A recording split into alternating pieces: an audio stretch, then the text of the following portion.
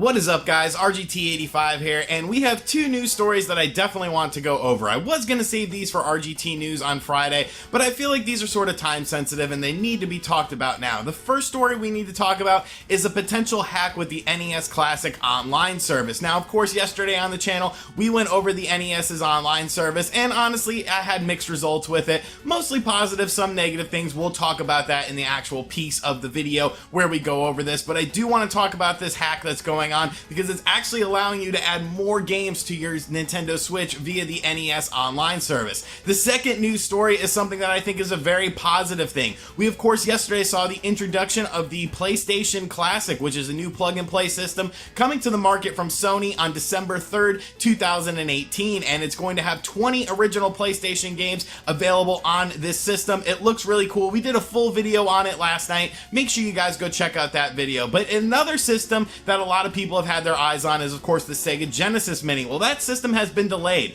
Why has it been delayed? We'll get into that as well. So sit back, relax, make sure you subscribe to the channel, and let's get into these two stories. Hey, RGT85. Hey, Sean. Oh my God, it's Stevie Richards!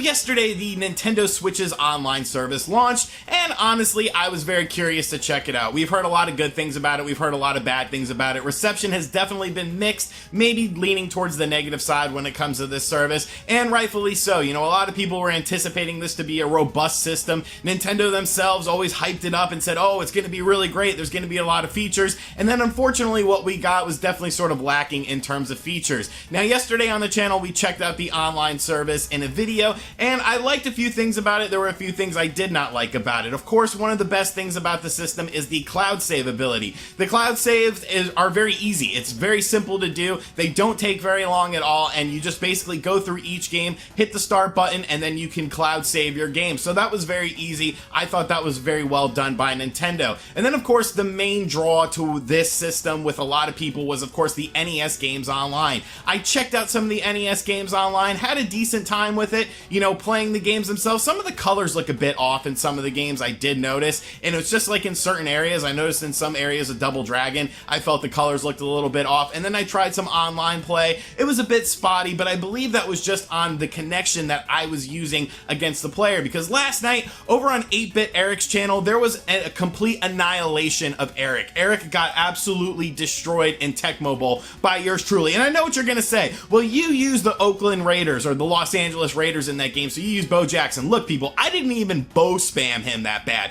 I hardly used Bo Jackson. Most of my touchdowns were via passes with Jeff Hostetler, I believe, was the quarterback at that time. Make sure you guys check out that video. It was an absolute just chaotic thing, but we checked out the voice chat app. We use the voice chat app to talk to each other as well. Very cumbersome. I don't really like that app, but it is what it is, I guess. But of course, NES games on the Nintendo Switch are a welcome addition. The addition of 20 games on the system is super cool. Well, it looks like the Nintendo Switch's online stuff has already been hacked in order to allow you to play more NES games on the system, and supposedly it is pretty easy. Now, a YouTuber by the name of DevRiv posted a short video where basically he boots up a Battletoads ROM while using the Mario Brothers ROM on the interface system. So it doesn't have it where it's like the screenshot or a box art of the game where you would, you know, you'd hack it with the NES Classic where you could have different box arts and stuff like that. But you can see in this little clip here, he basically just selects his Mario Brothers ROM and then it boots up a Battletoads ROM. And then another video by a Twitter username by the name of Cappuccino Heck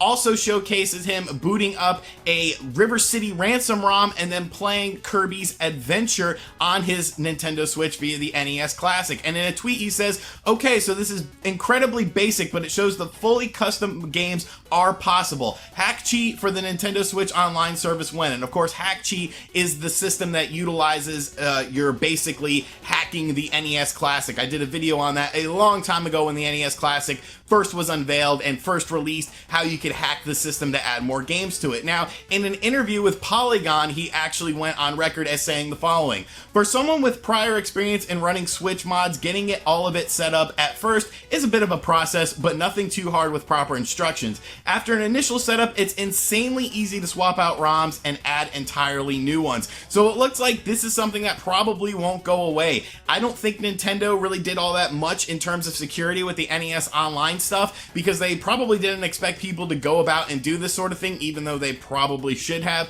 But it's very interesting to see. It's going to be very interesting to see how Nintendo reacts to this. Will they put another update out for the NES Online app for the Nintendo Switch that sort of thwarts these things and doesn't allow you to do things like this? Of course, the way that it's set up now, if you do not access your games within 7 days online, you cannot play those NES games anymore. So I'm very curious to see how this plays out. I'm very curious to see if systems are going to be banned for adding additional ROMs to the system, if there is a way for Nintendo to detect if one of the ROMs has been messed with. But it's definitely very crazy to see that, you know, less than 24 hours after the Nintendo Switch's online service has launched, people have already hacked it so that you can add additional NES games to your system. So really interesting. Let me know in the comments down below what you think of this. So the next story I want to talk about is something that I think is actually pretty positive in this situation, because classic systems are obviously alive and well. The NES Classic, the Super Nintendo Classic, huge sellers, things that people still desire, and things that are still selling very well. Of course, last night we talked about the PlayStation Classic, which brings 20 original PS1 games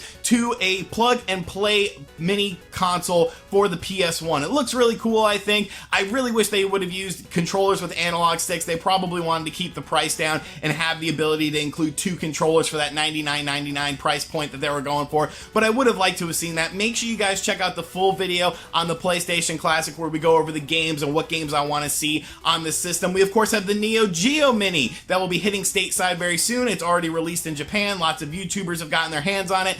I'm not one of those YouTubers, but I will be getting one eventually, and I will be checking it out. So plug and play stuff is alive and well. Everyone is really into it. And of course, during Sega FES 2018, Sega themselves unveiled a new Genesis Classic Edition, which was a plug and play Sega Genesis system that a lot of people were excited about. And then right after that, we learned that AT Games was making this. And AT Games, unfortunately, has a very spotty track record. When it comes to stuff like Atari and television, Coleco, they do okay, honestly. I actually have a few of the Atari systems. I have, I believe, an Intellivision system. Oh no, it's a ColecoVision system from them as well that I thought was super decent. But when it gets to things like the Sega Genesis, unfortunately, their track record is just very, very spotty. There's lots of sound issues with their systems. There's frame rate issues as well. There's emulation issues. And it looks like Sega is taking this system very seriously, because when it was first unveiled that AT Games was making it, I made a video on it because I was very, very disappointed. I wanted to see Sega themselves make this system.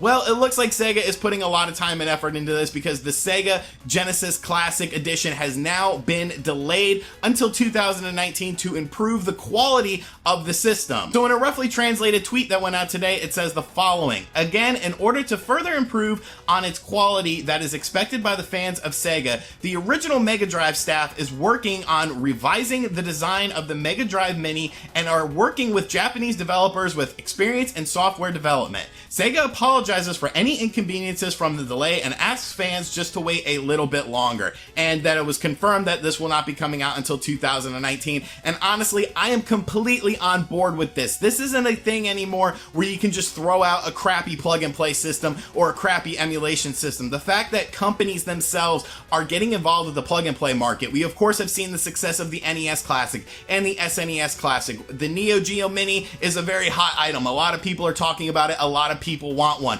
The PlayStation Classic is already selling out places. People are already trying to scalp the system. You can't just throw out a crappy product anymore on the market and expect people to pick it up just based on nostalgia. I actually have an AT Games handheld Sega Genesis thing from like 2015, maybe 2016, and it's just it was absolutely terrible. Sonic the Hedgehog's music was like 2.5 steps down, and it was like I'm like, well, what the hell is this? Like, this is not correct. This is not Green Hill Zone. So definitely a disappointment as far as, you know, it releasing this year. But from a quality standpoint, I think it's going to be excellent for this system. The fact that they have original Mega Drive people working on the system shows that Sega is definitely in tune with fans. We've seen a lot of fan service from Sega, and a lot of people were disappointed that AT Games was going to be making the Genesis Mini. But now that Sega is really, you know, clamping down on them and making sure that it's only high quality stuff coming out from this, I'm totally on board. All right, so those are two stories I wanted to go over before RGT news on Friday. Definitely some interesting stuff going on here. I'm definitely very happy that the Genesis Mini has been delayed. This is a smart move in my opinion by Sega. They really needed to make sure that this is going to be a high quality system with all the competition on the market, and it's pretty crazy to see the NES games already being hacked on the Nintendo Switch's online service. So let me know in the comments section down below what you think of these two stories. Are you still looking forward to the Sega Genesis Mini, or are things like the Sega Genesis collection on the PS4, Xbox One, and Nintendo Switch sort of scratching that itch? And as always, thank you for checking out this video. If you're new to the channel, make sure you subscribe and turn on notifications. We had a huge subscriber day today. I want to thank all you guys, all you new subscribers. Hope you guys stick around. Look in the comment section down below. I'm doing a Capcom Beat 'em Up bundle giveaway for the Nintendo Switch as well. It may still be going on by the time you watch this video. And as always, I'll catch you guys on the next one. Later.